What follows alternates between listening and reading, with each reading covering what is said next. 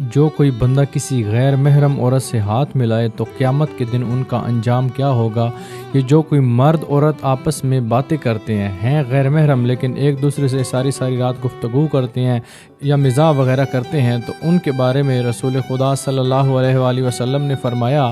کہ جو کوئی بندہ کسی غیر عورت سے مصافحہ کرے تو خداوند عالم قیامت کے دن اس کے دونوں ہاتھوں کو گردن کے ساتھ باندھ دے گا اور اسی حالت میں اسے جہنم کی طرف لے جایا جائے گا۔ اور پھر فرمایا جو کوئی بندہ کسی غیر محرم عورت سے باتیں کرے اور عورت بھی اس کے ساتھ متفق ہو، یا عورت کا بوسہ لے یا حرام طریقے کے ساتھ اس کے ساتھ غلط کاریاں کرے، تو خداوند عالم ان کو ایک بات کرنے کے بدلے 1000 سال جہنم میں جلائے گا۔